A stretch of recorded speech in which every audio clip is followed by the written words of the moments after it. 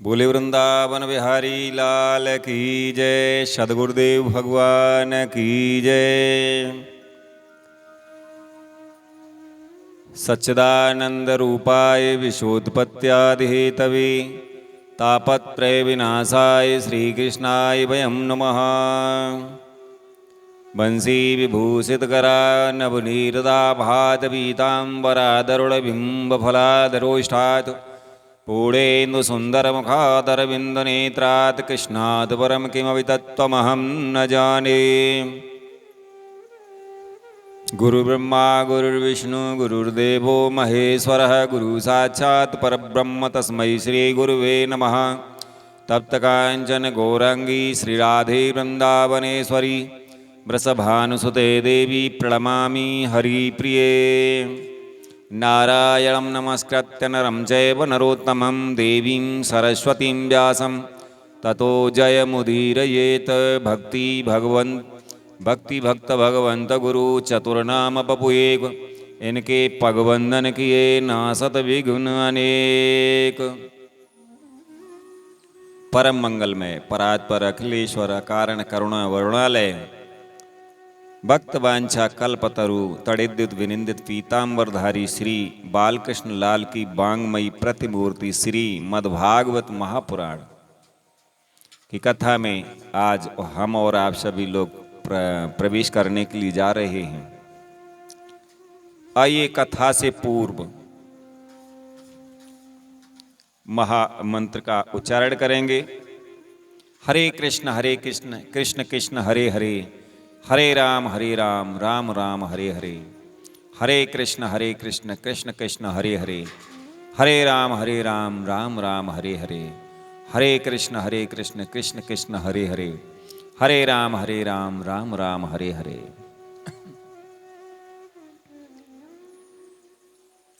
नेमशारण्य तीर्थ में सौनकादि 88,000 ऋषियों को सूत जी महाराज व्यासपीठ पर विराजमान होकर के श्रीमद् भागवत कथामृत का पान करा रहे हैं और सुखताल में बैठे हुए श्री गंगा जी के किनारे श्री सुखदेव जी महाराज राजा परीक्षित को श्रीमद् भागवत कथामृत का पान करा रहे हैं और हरिद्वार में व्यासपीठ पर विराजमान मैत्रेय ऋषि श्री विदुर जी को परम पावन कथा का रसास्वादन करा रहे हैं। आइए सौनक जी कहते हैं, हे सूत जी, महीम प्रतिष्ठा मध्यस्य सौते स्वयं भुवौ मनोह कान्या व तिष्ठद द्वाराणी मार्गा या वर्जन मनाम। पृथ्वी रूप आधार पाकर स्वयं मनु ने आगे होने वाली संतति को उत्पन्न करने के लिए किन किन उपायों का अवलंबन किया। विदुर जी बड़े ही भगवत भक्त और भगवान श्री कृष्ण के अनन्य सुहृद थे, इसलिए उन्होंने अपने बड़े भाई धृतराष्ट्र को उनके पुत्र दुर्योधन के सहित भगवान श्री कृष्ण का अनादर करने के कारण अपराधी समझ करके त्याग दिया। वे महर्षि द्वैपायन के पुत्र थे और महिमा में उनसे किसी प्रकार कम नहीं थे तथा सब प्रकार भगवान श्री कृष्ण के आश्रित और कृष्ण भक्तों के अनुगामी थे। तीर्थ सेवन से उनका अंतःकरण और भी शुद्ध हो गया। उन्होंने कुशावर्त क्षेत्र यानी हरिद्वार में बैठे हुए तत्वज्ञानियों में श्रेष्ठ मैत्रेय जी के पास जाकर के और क्या पूछा। सौनक जी कहते हैं, हे सूत जी, उन दोनों में वार्तालाप होने पर श्री हरि के चरणों से संबंध रखने वाली बड़ी पवित्र कथाएं हुई होंगी जो उन्हीं चरणों से निकले हुए गंगा जल के समान संपूर्ण पापों का नाश करने वाली होंगी। हे सूत जी, आपका मंगल हो। आप हमें भगवान की वे पवित्र कथाएं सुनाइए। प्रभु के उदार चरित्र तो कीर्तन करने योग्य ही होते हैं। भला ऐसा कौन रसिक होगा जो श्री हरि के लीला अमृत का पान करते करते तृप्त हो जाए। नेमिषारण्यवासी मुनियों के इस प्रकार पूछने पर उग्र श्रवा सूत जी ने भगवान में चित्त लगाकर उनसे कहा, सुनिए। सूत जी ने कहा, हे मुनिगण, अपनी माया से 12 रूप धारण करने वाले श्री हरि की रसातल से पृथ्वी को निकालने और खेल में ही तिरस्कार पूर्वक हिरणाक्ष को मार डालने की लीला सुनकर विदुर जी को बड़ा आनंद हुआ और उन्होंने मुनिवर मैत्रेय जी से कहा,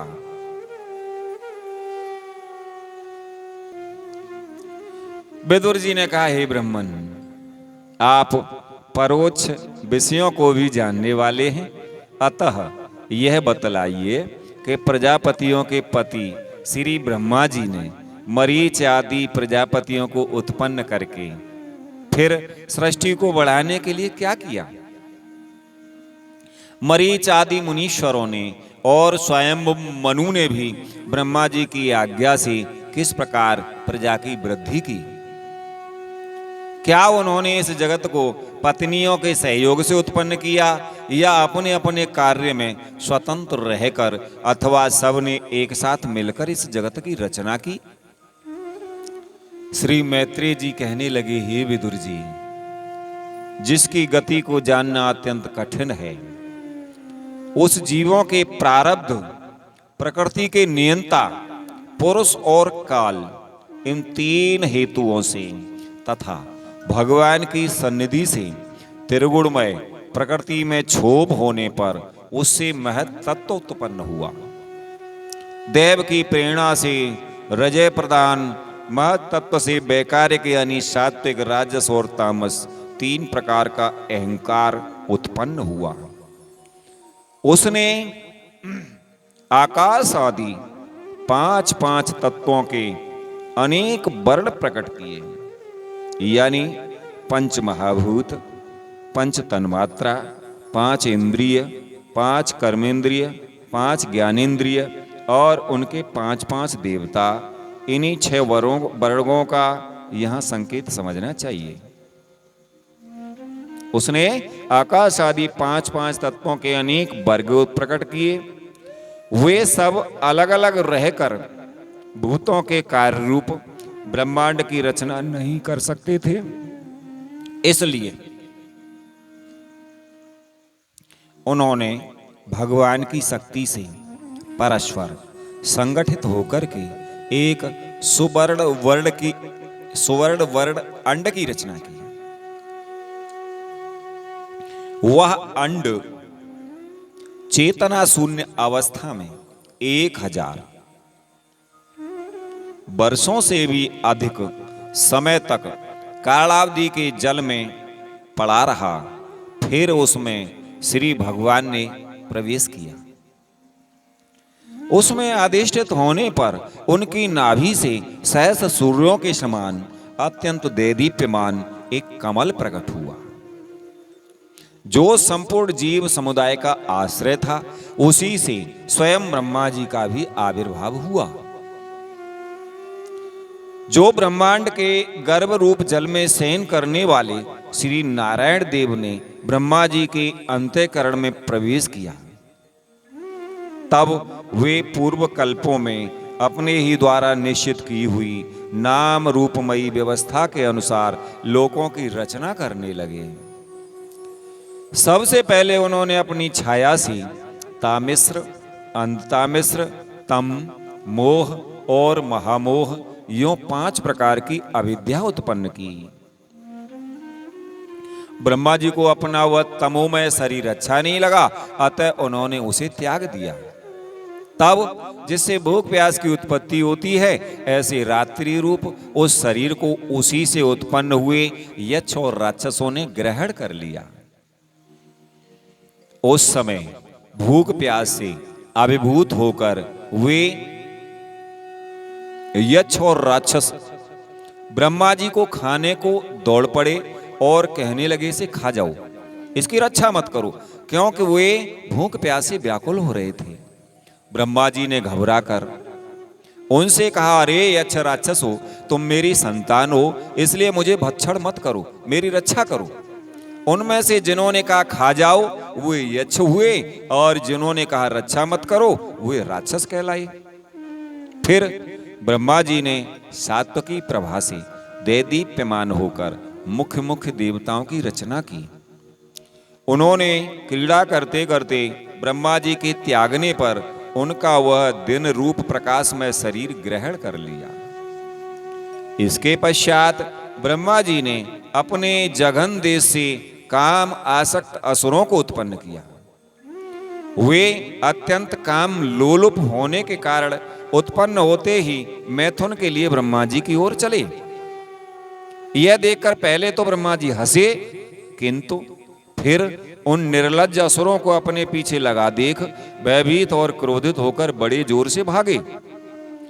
तब उन्होंने भक्तों पर कृपा करने के लिए उनकी भावना के अनुसार दर्शन देने वाले शरणागत वत्सल वरदायक श्री हरि के पास जाकर कहा, हे परमात्मा, मेरी रक्षा कीजिए। मैंने तो आपकी ही आज्ञा से प्रजा उत्पन्न की थी, किंतु यह तो पाप में प्रवृत्त होकर मुझको ही तंग करने चली है। हे नाथ, एकमात्र आप ही दुखी जीवों का दुख दूर करने वाले हैं, और जो आपकी चरण शरण में नहीं आते उन्हें दुख देने वाले भी एकमात्र आप ही हैं। प्रभु तो प्रत्यक्षवत सबके हृदय की जानने वाले हैं। उन्होंने ब्रह्मा जी की आतुरता देखकर कहा, तुम अपने इस काम कलुषित शरीर को त्याग दो।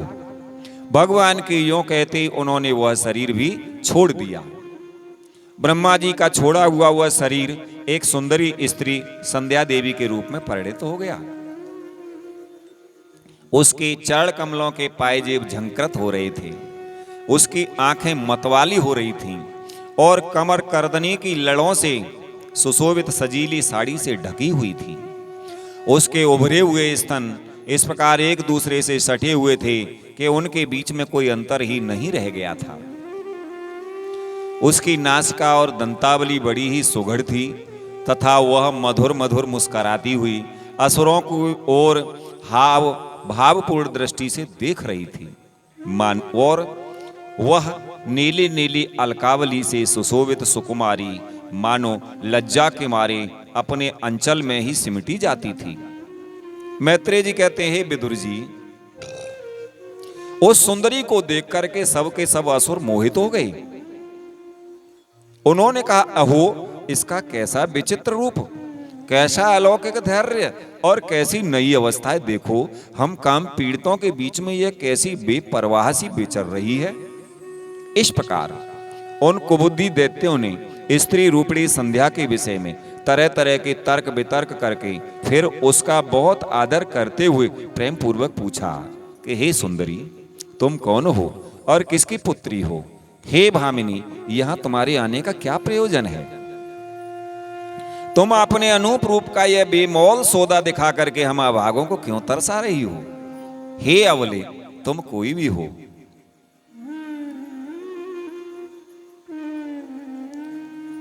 हमें तुम्हारा दर्शन हुआ यह बड़े सौभाग्य की बात है। तुम अपनी गेंद उछाल उछाल कर तो हम दर्शकों के मन को मथे डालती हो।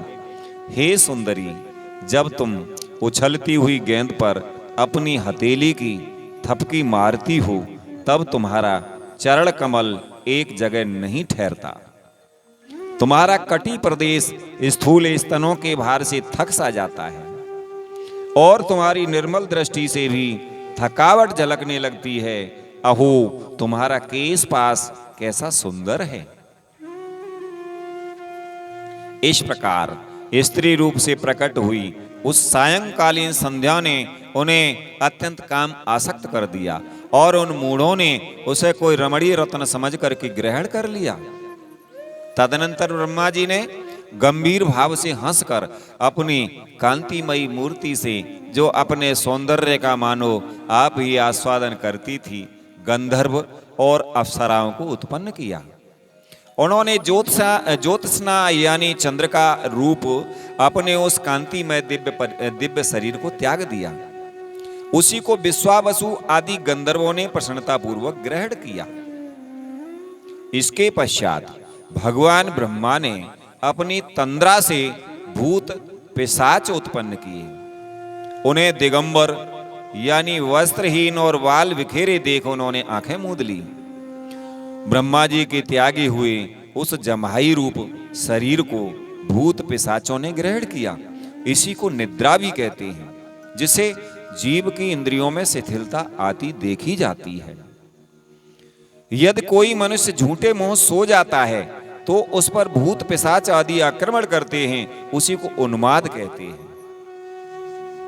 फिर भगवान ब्रह्मा ने भावना की कि मैं तेजोमय हूं और अपने अदृश्य रूप से साध्यगण एवं पितृगण को उत्पन्न किया। पितरों ने अपनी उत्पत्ति के स्थान उस अदृश्य शरीर को ग्रहण कर लिया। इसी को लक्ष्य में रखकर पंडित जन श्राद्ध आदि के द्वारा पितर और साध्य गणों को क्रम से कव्य यानी पिंड और हव्य अर्पण करते हैं। फिर अपनी तिरोधान शक्ति से ब्रह्मा जी ने सिद्ध और विद्याधरों की सृष्टि की और उन्हें अपना वह अंतर्धान नामक अद्भुत शरीर दिया। एक बार ब्रह्मा जी ने अपना प्रतिबिंब देखा, तब अपने को बहुत सुंदर मानकर उस प्रतिबिंब से किन्नर और किम पुरुष उत्पन्न किए। उन्होंने ब्रह्मा जी के त्याग देने पर उनका वह प्रतिबिंब शरीर ग्रहण कर लिया। इसलिए ये सब उषा काल में अपनी पत्नियों के साथ मिलकर ब्रह्मा जी के गुण कर्म आदि का गान किया करते हैं। एक बार ब्रह्मा जी सृष्टि की वृद्धि न होने के कारण बहुत चिंतित होकर के हाथ पैर आदि अवयवों को फैला करके लेट गए और फिर क्रोधवश उस भोगमय शरीर को त्याग दिया। उससे जो बाल झड़कर गिरे वह अही हुए यानी सांप हुए, तथा उसके हाथ पैर सिकोड़कर चलने से क्रूर स्वभाव सर्प और नाग हुए, जिनका शरीर फड़ रूप से कंधे के पास बहुत फैला होता है। एक बार ब्रह्मा जी ने अपने को कृतकृत्य सा अनुभव किया। उस समय अंत में उन्होंने अपने मन से मनुओं की सृष्टि की। ये सब प्रजा की वृद्धि करने वाले हैं। मनस्वी ब्रह्मा जी ने उनके लिए अपना पुरुषाकार शरीर त्याग दिया। मनुओं को देखकर उनसे पहले उत्पन्न हुए देवता गंधर्व आदि ब्रह्मा जी की स्तुति करने लगे। वे बोले, विश्वकर्ता हे ब्रह्मा जी, आपकी यह मनुओं की सृष्टि बड़ी ही सुंदर है। इसमें अग्निहोत्र आदि सभी कर्म प्रतिष्ठित हैं। इसकी सहायता से हम भी अपना अन्न यानी हविर्भाग ग्रहण कर सकेंगे। फिर आदि ऋषि ब्रह्मा जी ने इंद्रिय संयम पूर्वक तप, विद्या, योग और समाधि से उत्पन्न हो अपनी प्रिय संतान ऋषिगण की रचना की और उनमें से प्रत्येक को अपने समाधि, योग, ऐश्वर्य, तप, विद्या और वैराग्यमय शरीर का अंश दिया। विदुर जी ने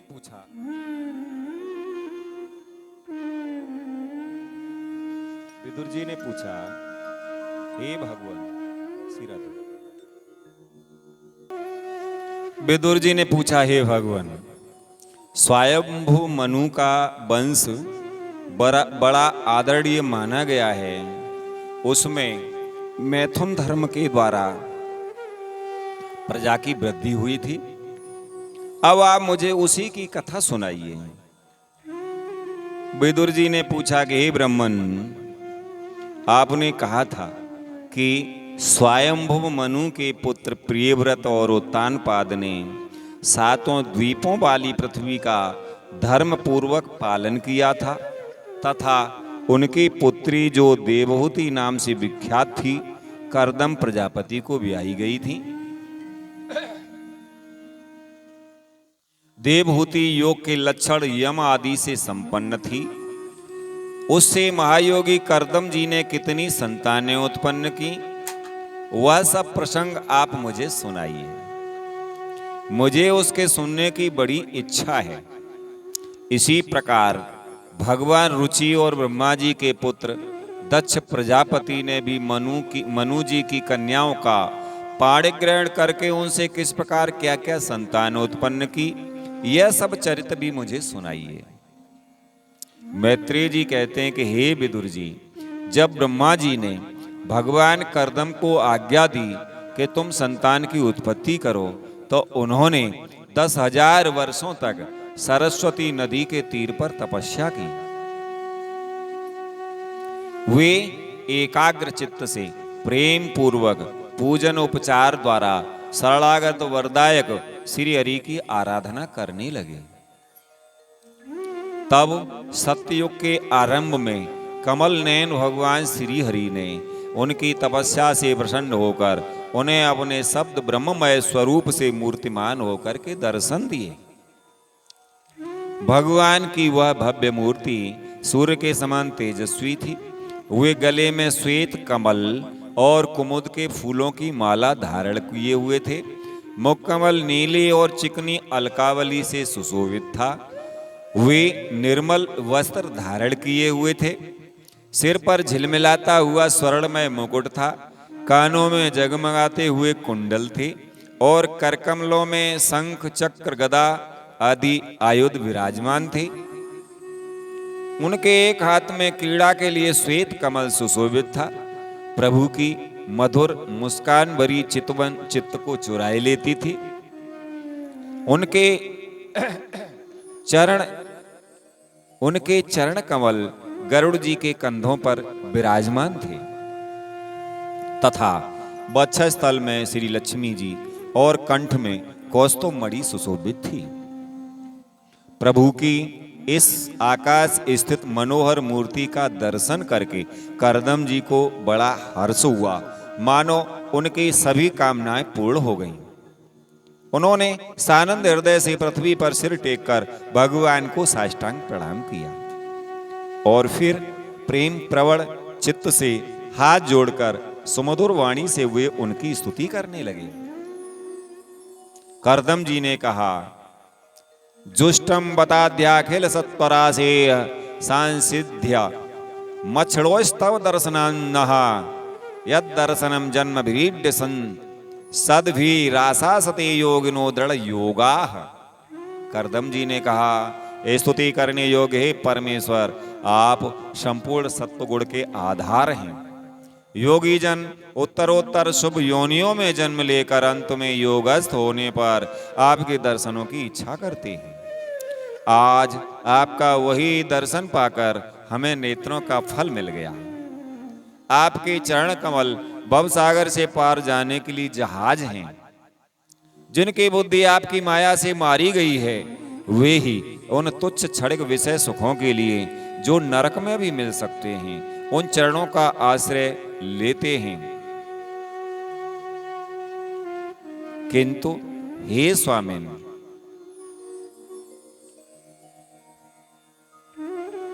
आप तो उन्हें वे विषय भोग भी दे देते हैं। हे प्रभु, आप कल्प वृक्ष हैं। आपके चरण समस्त मनोरथों को पूर्ण करने वाले हैं। मेरा हृदय काम कलुषित है। मैं भी अपने अनुरूप स्वभाव वाली और गृहस्थ धर्म के पालन में सहायक शीलवती कन्या से विवाह करने के लिए आपके चरण कमलों की शरण में आया हूं। हे सर्वेश्वर, आप संपूर्ण लोकों के अधिपति हैं। नाना प्रकार की कामनाओं में फंसा हुआ यह लोक आपकी वेद वाणी रूप डोरी में बंधा हुआ है। हे धर्म मूर्ति, उसी का अनुगमन करता हुआ मैं भी काल रूप आपको आज्ञा पालन रूप पूजोपहार आदि समर्पित करता हूं। हे प्रभु, आपके भक्त विषय आसक्त लोगों और उन्हीं के मार्ग का अनुसरण करने वाले मुझ जैसे कर्म जड़ पशुओं को कुछ भी ना गिनकर आपके चरणों की छत्र छाया का ही आश्रय लेते हैं तथा परमेश्वर आपके गुणगान रूप मादक सुधा का ही पान करते अपने क्षुधा पिपासा आदि देह धर्मों को शांत करते रहते हैं। हे प्रभु, यह काल चक्र बड़ा प्रबल है। साक्षात ब्रह्म ही इसके घूमने की धुरी है। अधिक मास सहित 13 महीने इसके अरे हैं। 360 दिन जोड़ हैं। 6 ऋतुएं नेमी यानी हाल हैं। अनंत क्षणपल आदि इसमें पत्राकार धाराएं हैं तथा 3 चातुर्मास्य इसके आधारभूत नाभि हैं। यह अत्यंत वेगवान संवत्सर रूप कालचक्र चराचर जगत की आयु का छेदन करता हुआ घूमता रहता है, किंतु आपके भक्तों की आयु का ह्रास नहीं कर सकता। हे भगवान, जिस प्रकार मकड़ी स्वयं ही जाले को फैलाती, उसकी रक्षा करती और अंत में उसे निगल जाती है, उसी प्रकार आप अकेले ही जगत की रचना करने के लिए अपने से अभिन्न अपनी योग माया को स्वीकार कर उससे अभिव्यक्त हुई अपनी सत्व आदि शक्तियों द्वारा स्वयं ही इस जगत की रचना, पालन और संहार करते हैं। हे प्रभु, इस समय आपने हमें अपनी तुलसी माला मंडित माया से परिच्छिन्न सी दिखाई देने वाली सगुण मूर्ति से दर्शन दिया है।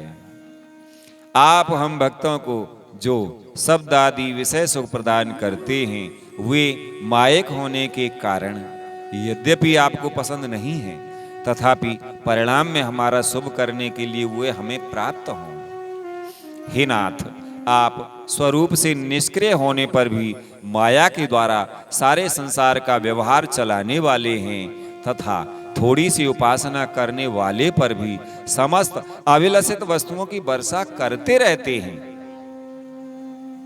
आपके चरण कमल वंदनीय हैं। मैं आपको बार बार नमस्कार करता हूँ। श्री मैत्रेय जी कहते हैं, हे विदुर जी, भगवान की भौएं प्रणय मुस्कान भरी चितवन से चंचल हो रही थी। वे गरुड़ जी के कंधे पर विराजमान थे।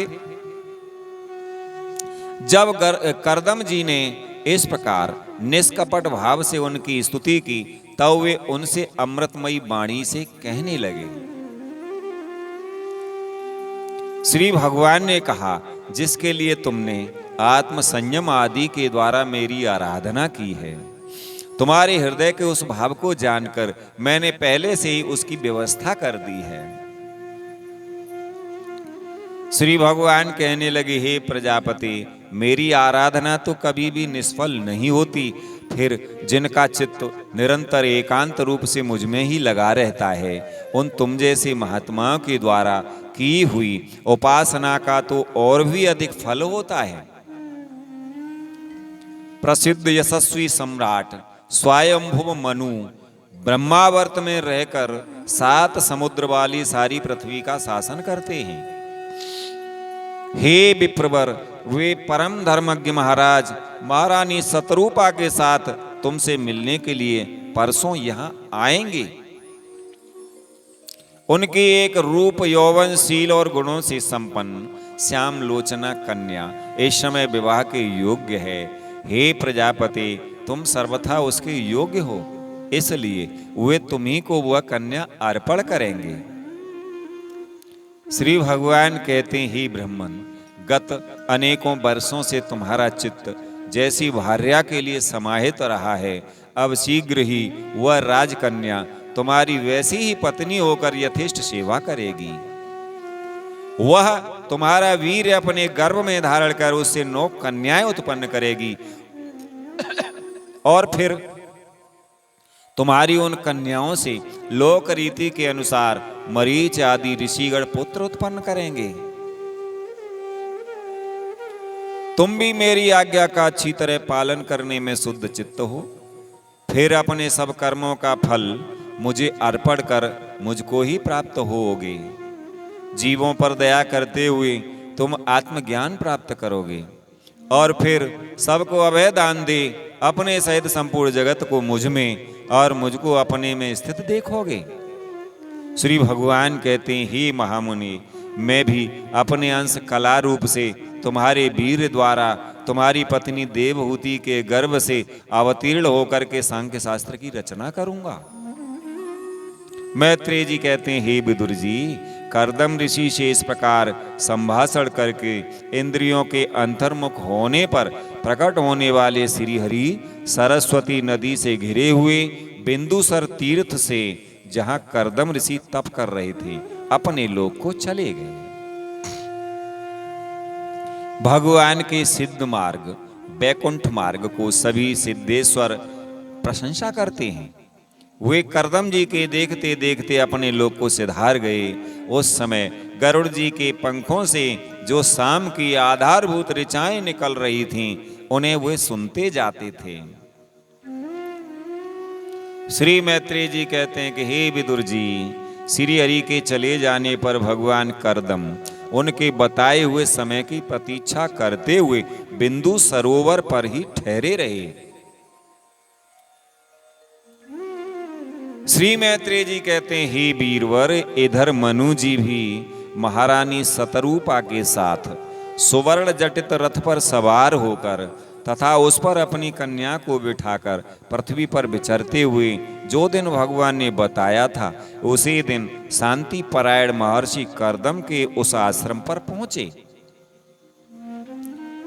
सरस्वती के जल से भरा हुआ यह बिंदु सरोवर वह स्थान है जहां अपने शरणागत भक्त कर्दम के प्रति उत्पन्न हुई अत्यंत करुणा के वशीभूत हुए भगवान के नेत्रों से आंसुओं की बूंदें गिरी थीं, इसलिए उसका नाम बिंदु सर पड़ा।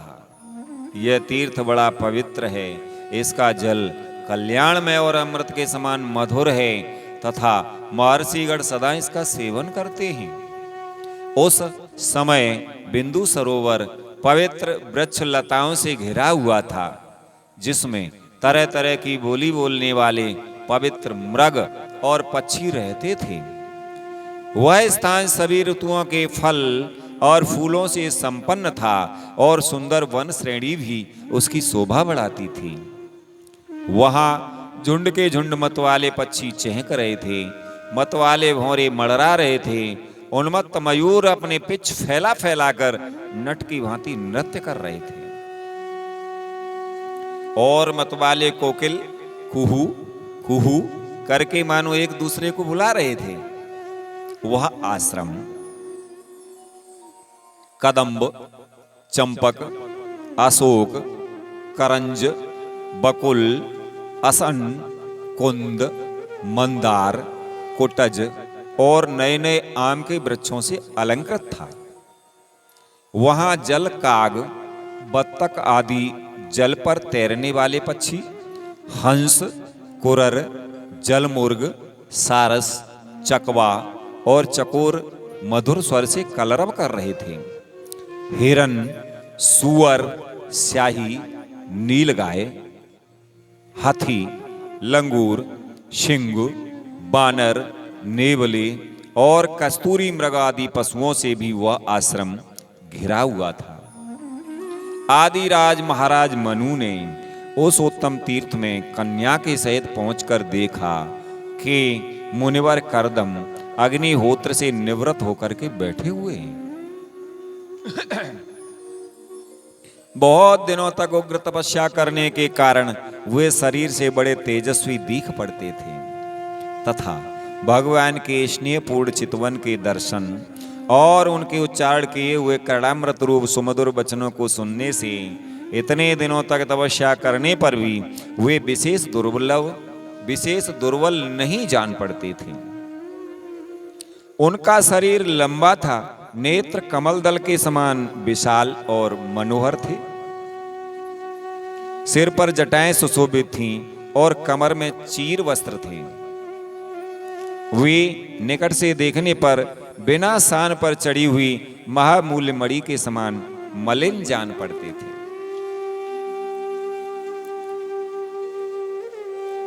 श्री मैत्रेय जी कहते हैं, हे विदुर जी, स्वयंभव महाराज स्वयंभव मनु को अपनी कुटी में आकर प्रणाम करते देख उन्होंने उन्हें आशीर्वाद से प्रसन्न किया और यथोचित आतिथ्य की रीति से उनका स्वागत सत्कार किया। जब मनु जी उनकी पूजा ग्रहण कर स्वस्थ चित्त से आसन पर बैठ गए, तब मुनिवर कर्दम ने भगवान की आज्ञा का स्मरण करके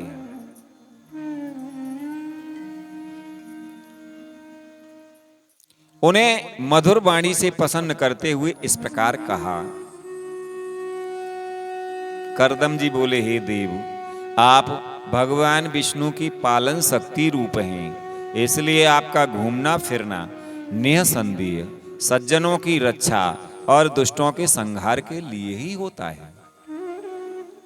आप साक्षात विशुद्ध विष्णु स्वरूप हैं तथा भिन्न भिन्न कार्यों के लिए सूर्य, चंद्र, अग्नि, इंद्र, वायु, यम, धर्म और वरुण आदि रूप धारण करते हैं। आपको नमस्कार है।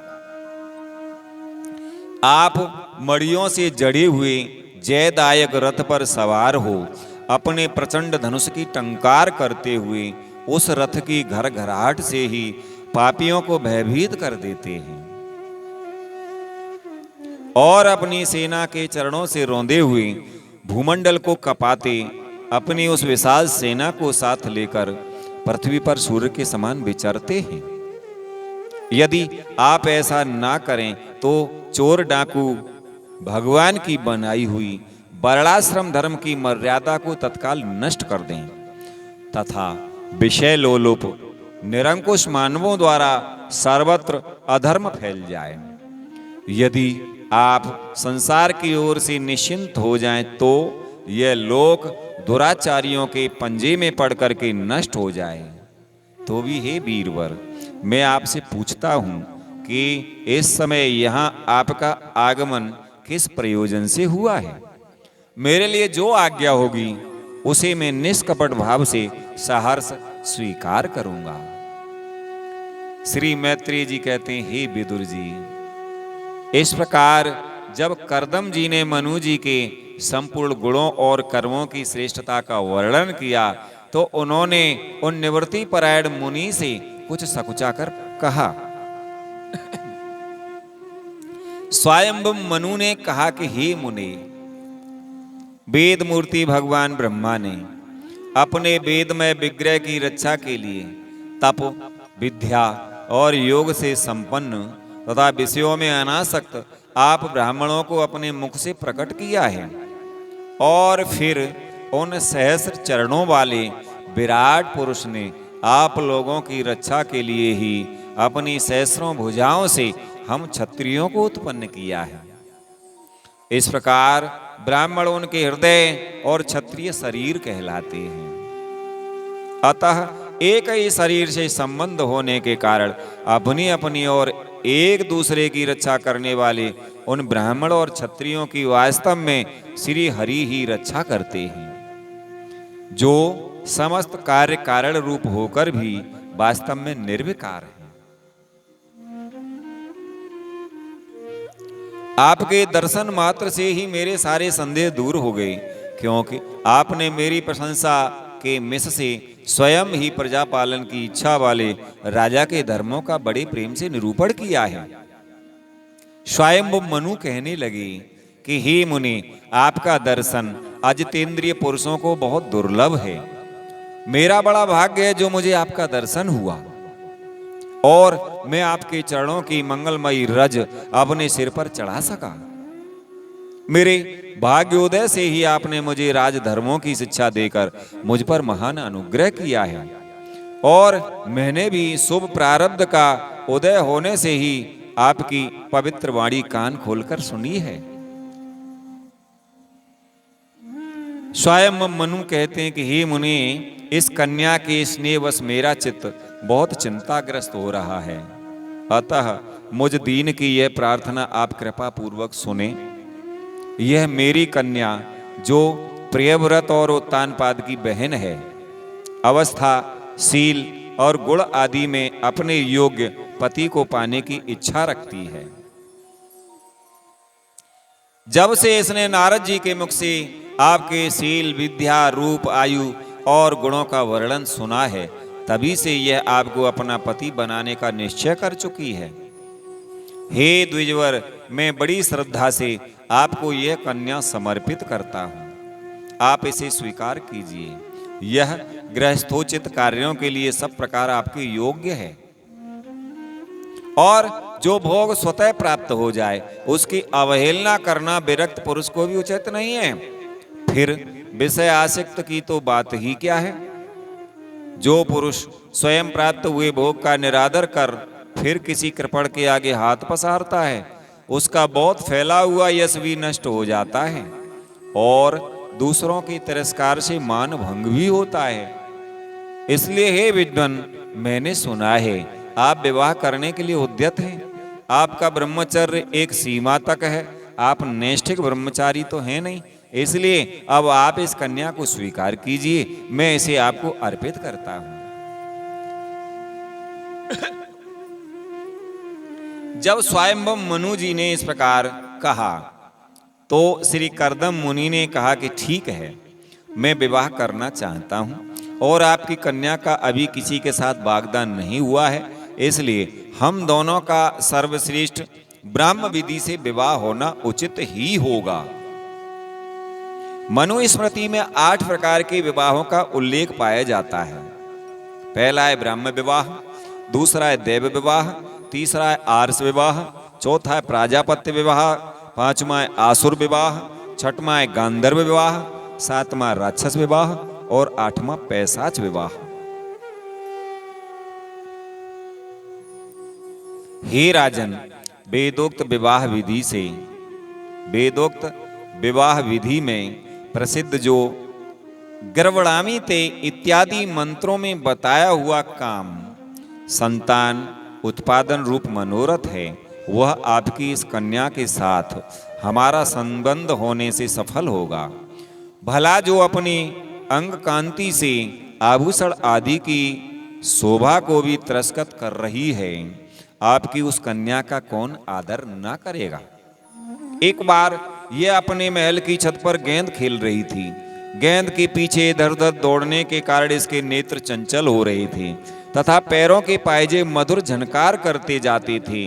उस समय इसे देख करके विश्वावसु गंधर्व मोहबस अचेत होकर अपने विमान से गिर पड़ा था। कर्दम जी कहते हैं वही इस समय यहां स्वयं आकर प्रार्थना कर रही है।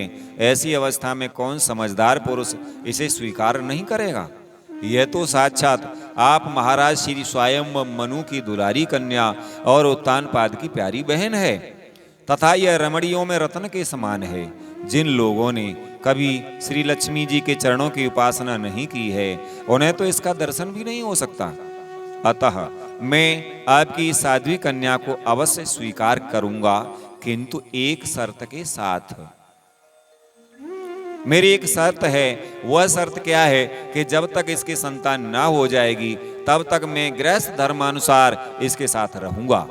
उसके बाद भगवान के बताए हुए संन्यास प्रधान हिंसा रहित समदम आदि धर्मों को ही अधिक महत्व दूंगा, जिनसे इस विचित्र जगत की उत्पत्ति हुई है, जिनमें यह लीन हो जाता है और जिनके आश्रय से यह स्थित है। मुझे तो वे प्रजापतियों के भी पति भगवान श्री अनंत ही सबसे अधिक मान्य हैं। श्री मैत्रेय जी कहते हैं, प्रचंड धनुर्धर हे विदुर, कर्दम जी केवल इतना ही कह सके, फिर वे हृदय में भगवान कमल नाभ का ध्यान करते हुए मौन हो गए। उस समय उनके मंद हास्य युक्त मुख कमल को देख करके देवहूति का चित्त लुभा गया। मनु जी ने देखा कि इस संबंध में महारानी शतरूपा और राजकुमारी की स्पष्ट अनुमति है, अतः उन्होंने अनेक गुणों से संपन्न कर्दम जी को उन्हीं के समान गुणवती कन्या का प्रसन्नता पूर्वक दान कर दिया।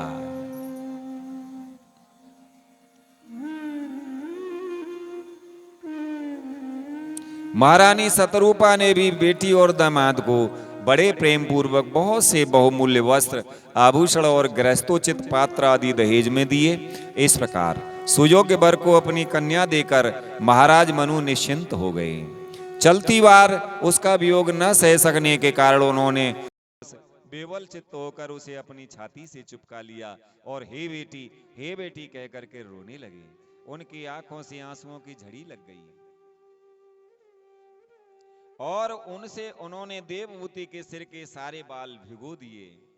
फिर वे मुनिवर करदम से पूछकर उनकी आज्ञा ले रानी के सहित रथ पर सवार हुए और अपने सेवकों सहित ऋषिकुल सेवित सरस्वती नदी के दोनों तीरों पर मुनियों के आश्रमों की शोभा देखते हुए अपनी राजधानी में चले आए। जब ब्रह्मावर्त की प्रजा को यह समाचार मिला कि उसके स्वामी आ रहे हैं, तब वह अत्यंत आनंदित होकर स्तुति गीत एवं बाजे गाजे के साथ अगवानी करने के लिए ब्रह्मावर्त की आई। सब प्रकार की संपदाओं से युक्त बारहस्मती नगरी मनु जी की राजधानी थी, जहां पृथ्वी को रसातल से ले आने के पश्चात शरीर कपाते समय श्री वाराह भगवान के रोम झड़कर गिरे थे। वे रोम ही निरंतर हरे भरे रहने वाले कुश और कास हुए, जिनके द्वारा मुनियों ने यज्ञ में विघ्न डालने वाले दैत्यों का तिरस्कार कर भगवान यज्ञ पुरुष की यज्ञों द्वारा आराधना की है। महाराज मनु ने भी श्री वाराह भगवान से भूमि रूप निवास स्थान प्राप्त होने पर इसी स्थान में कुश और कास की बरही यानी चटाई बिछा करके श्री यज्ञ भगवान की पूजा की थी। जिस बारहस्मती पुरी में मनु जी निवास करते थे, उसमें पहुंचकर उन्होंने अपने त्रितापनाशक भवन में प्रवेश किया। वहां अपनी भार्या और संतति के सहित वे धर्म अर्थ और मोक्ष के अनुकूल भोगों को भोगने लगे। प्रातःकाल होने पर गंधर्वगण अपनी स्त्रियों के सहित उनका गुणगान करते थे, किंतु मनु जी उनमें आसक्त न होकर प्रेम पूर्ण हृदय से श्री हरि की कथाएं ही सुना करते थे। वे इच्छानुसार भोगों का निर्माण करने में कुशल थे, किंतु मननशील और भगवत परायण होने के कारण भोग उन्हें किंचित भी विचलित नहीं कर पाते थे। भगवान विष्णु की कथाओं का श्रवण, ध्यान, रचना और निरूपण करते रहने के कारण उनके मनवंतर को व्यतीत करने वाले क्षण कभी व्यर्थ नहीं जाते थे। इस प्रकार अपनी जागृत आदि तीनों अवस्थाओं अथवा तीनों गुणों को अभिभूत करके उन्होंने भगवान वासुदेव के कथा प्रसंग में अपने मनवंतर के 71 चतुर्युग पूरे कर दिए। श्री मैत्रेय जी कहते हैं, हे व्यासनंदन विदुर जी, जो पुरुष श्री हरि के आश्रित रहता है उसे शारीरिक, मानसिक, दैविक, मानसिक अथवा भौतिक दुख किस प्रकार कष्ट पहुंचा सकते हैं। मनु जी निरंतर समस्त प्राणियों के हित में लगे रहते थे। मुनियों के पूछने पर उन्होंने मनुष्यों के तथा समस्त वर्ण और आश्रमों के अनेक प्रकार के मंगलमय धर्मों का भी वर्णन किया, जो मनु संहिता के रूप में अब भी उपलब्ध है। जगत के सर्वप्रथम सम्राट महाराज मनु वास्तव में कीर्तन के योग्य थे। यह मैंने उनके अद्भुत चरित्र का वर्णन किया। अब उनकी कन्या देवहूति का प्रभाव सुनो। तो आइए आज की कथा को हम यहीं विश्राम देते हैं। बोले वृंदावन बिहारी लाल की जय, सद्गुरुदेव भगवान की जय। श्री कृष्ण गोविंद हरे मुरारे, हे नाथ नारायण वासुदेवा। श्री कृष्ण गोविंद हरे मुरारे, हे नाथ नारायण वासुदेवा। श्री कृष्ण गोविंद हरे मुरारे, हे नाथ नारायण वासुदेवा। आप सभी को राधे राधे, जय श्री कृष्ण।